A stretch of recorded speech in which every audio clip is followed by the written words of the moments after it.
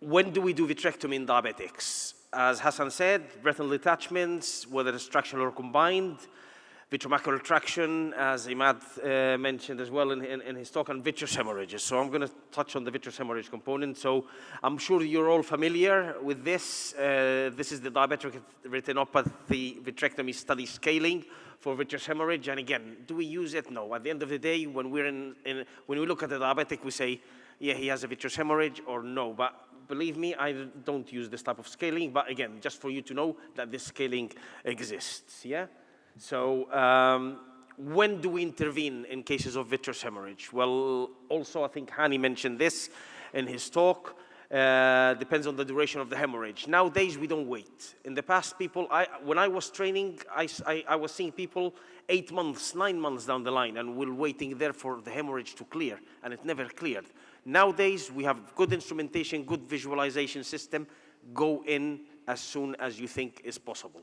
So now, for example, a diabetic comes with vitreous hemorrhage, and I don't think I leave them more than 4 weeks before I intervene. So we definitely minimize the timing of going in. It depends also on the status of the fellow eye, whether the other eye has a vitreous hemorrhage, how many people come with bilateral vitreous hemorrhages that are diabetic, so that's an important factor. Whether they had laser treatment or not, depending, I mean, people that had laser treatment before, maybe you can leave them a little bit longer as opposed to people that never have laser treatment because they'll have a more of aggressive disease. And you can also consider whether the blood is retrohyaloid or intragel. If the blood is retrohyaloid, it has higher chances of clearing. Once the blood invades the gel, believe me, you can wait and wait, but that blood is very, very unlikely to disappear. So we do the surgery, we're all happy, and we get another vitreous hemorrhage after the first intervention. So what's the incidence? In the past, according to the studies, the incidence was up to 75%. Probably because, again, things were a little bit more tricky. The visualization systems were not that great. The instruments were not that great, so it was more difficult to deal with this type of cases. But nowadays, it's probably reported at about 20 to 30%.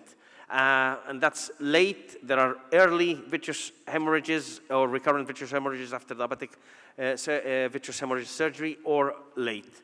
So it is more common in phakics, and it tends to clear more spontaneously and quicker in people that are aphakics, probably because there's a communication between the anterior segment and the posterior segment, and the trabecular meshwork deals with clearing this a little bit quicker. So as I said, there's early and late, and we have different studies that I'm showing on this slide, including the Manchester study. The Manchester study is not a study, it was an audit, and it was a retrospective audit. So again, you have to take this with a pinch of salt, but we looked at our results to see whether they matched what there is out in the literature. So we've got Yorston from Glasgow that didn't report exactly on the early post-vitrectomy hemorrhages, but he reported on the late, which was 29%, very, very similar to everybody else. Elliott and Novak had higher reports. Why? Because we were talking about earlier studies. And this is when probably the era that they weren't dealt, or the cases weren't dealt with as efficiently as nowadays. And then we have the Manchester audit, which is 6%. Yeah, and this was from the audit that we did between 2011 to 2014. So this was a retrospective audit of all the cases that we had. This is a slide just basically summarizing the chance of vitreous cavity washout for recurrent vitrectomy, and you can see that, again, probably it's not that high of an incidence. And in our audit, we showed the 14% chance of re-operation. So early recurrent vitreous hemorrhages, the causes. So basically, you go in, there is not always, all the pathology, it's not always easy to deal with immediately. So sometimes you leave little fragments of fibrovascular tissue, which sometimes during surgery, look okay and stable, but afterwards, when the eye goes a little bit hypotenuse or the blood pressure increases and suddenly they start, they cause a bleed again. So that's one of the main causes for early vitreous hemorrhage. And sometimes you leave a little bit of gel, especially in phakics, around the periphery, and that gel, the blood liquefies a little bit and disperses back inside the cavity. So these are the main causes of early recurrent vitreous hemorrhage. So how to prevent this? Make sure that you do good cauterization of these fibrovascular complexes.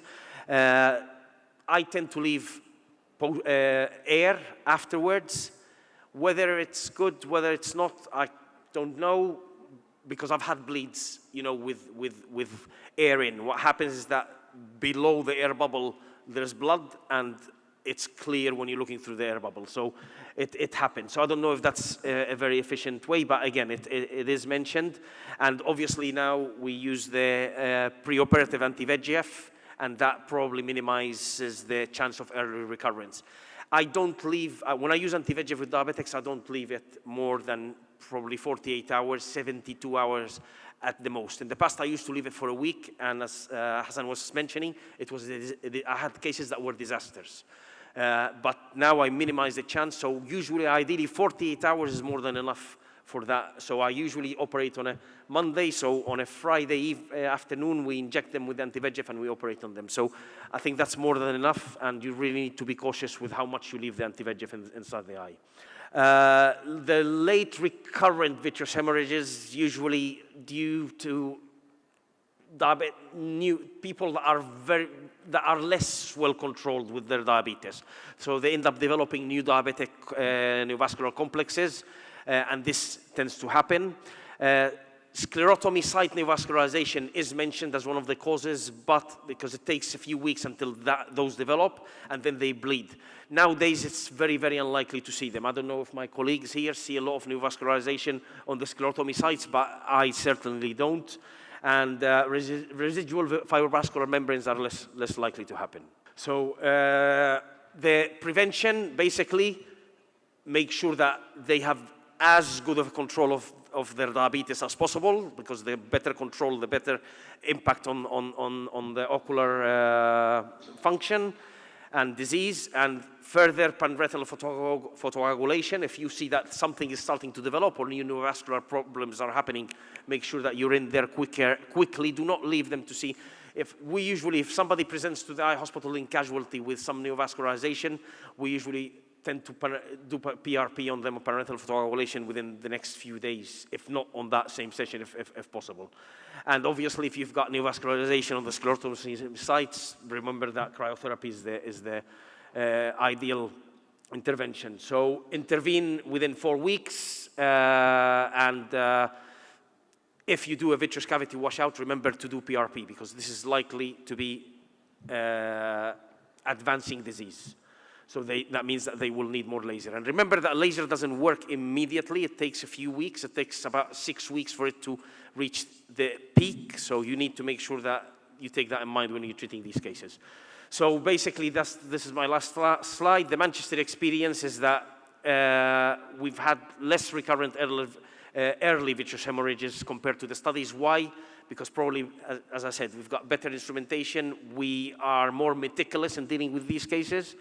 And we have slightly increased vitreous cavity washout. Why? Because again, we intervene more quickly than normal or than average. And we found that the timing of intervention is usually on average about 1.4 months from when we see the rebleed. That's because, again, we've got waiting lists and other pressures that we need to deal with. But the message here is to try and intervene and deal with these type of scenarios as quickly as you can.